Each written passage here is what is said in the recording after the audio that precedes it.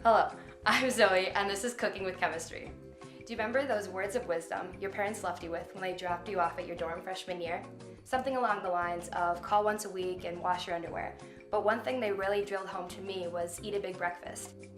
Being a college student means there's little time in the morning to get such a breakfast.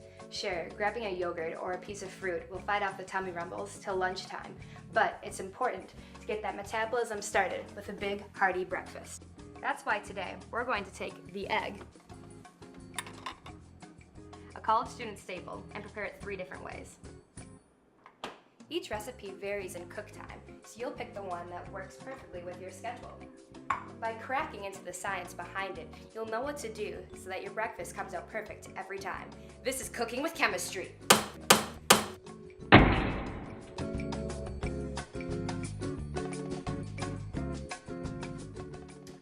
So now you got your eggs home and you're going to check and see if they're all right to eat. All you need in order to do this is a glass of cold water.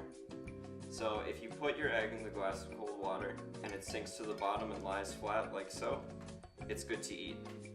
Also, if you put it in and it lands kind of sitting upright like this, it's a little bit older, but it's still okay to eat. If the egg floats, it's no good and you shouldn't eat it. The reason for this sinking effect is eggs have micropores in their shells, and the older they get, the more these open up and allow more air in, which is why the egg floats.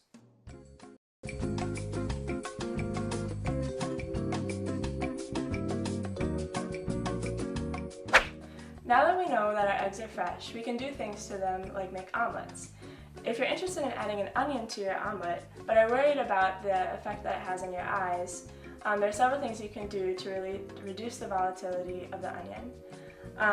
The main reason why onions make you cry in the first place is that when they're grown in the ground, they absorb sulfur from the ground, from the soil, and then when they're cut, they release enzymes along with a sulfur compound called syn-propanethiol S-oxide that forms a gas, and it wafts up toward the surface of your eye, and then it reacts with the water on the surface of your eye to form sulfuric acid.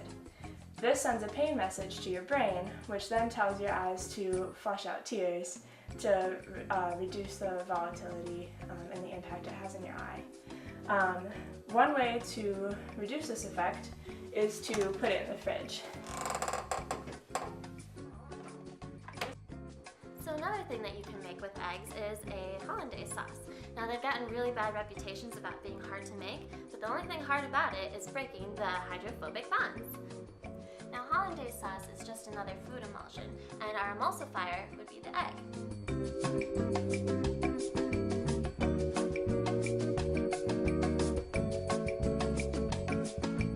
Now eggs have phospholipids, and they have a hydrophilic or water-loving side and a hydrophobic tail, which does not like the water.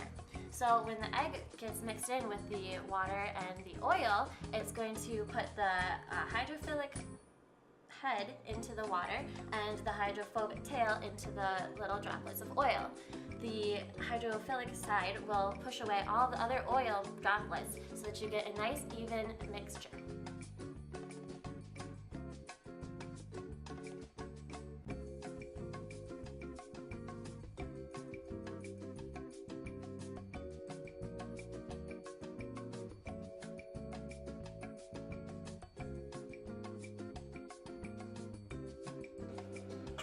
The first way that we will make eggs is hard-boiled. First, put your eggs in a pot and fill with water to an inch above the eggs. Heat at medium heat until water begins to boil. Take the pot off the burner, place a cover over it, and let it cool for 10 minutes. Now to eat it, we need to peel the eggshell off. This can be tricky though with fresh eggs. Why? The eggshell has carbon dioxide trapped within it, and the longer the egg sits around, the more carbon dioxide will seep into the egg white. Egg whites are 90% water. The egg white CO2 combination reacts and causes an increase in the pH from about 7.6 to 9.2 after only 1 week. The egg white will hold on to the shell much more strongly if the pH is lower, and therefore it is hard to take off the shell the longer the egg sits around. If you want a fresh egg and an easy cooking experience, all you need to do is add baking soda, also known as sodium bicarbonate, to the water before you begin cooking.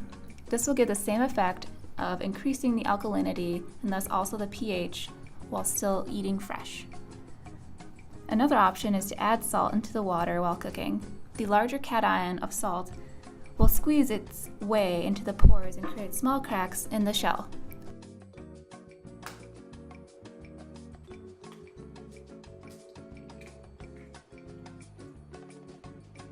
Sometimes when you're super college, you eat cake for breakfast. Today, I'm going to show you how to make angel food cake with egg foam. A foam is simply a collection of tiny bubbles. Pure water cannot exist in pure bubble form due to surface tension. Water in any environment is going to try to lose as few particles to the atmosphere as possible, so we want to break that surface tension. In this case, we're going to use the proteins in the egg whites as those molecules to break up that surface tension. You can also add dissolved sucrose to strengthen the bubble walls. That's going to trap more water and strengthen the egg white mixture totally. So that's why you often see egg foam used in sweet dishes rather than savory. So as you mix the proteins and the sugar, they're going to coagulate and tighten those bonds. You will have reached medium peaks once the bubble walls are sturdy yet flexible enough to conform to heat. Stiff peaks are when the walls are very sturdy and they lost that flexibility to heat. If you mix past the stiff peak point, then your mixture will break.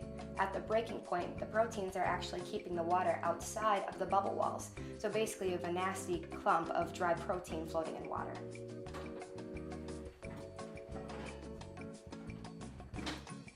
For flavoring, we added cream of tartar and vanilla extract. After we reached medium peaks, we folded in salt and flour, and you have your cake.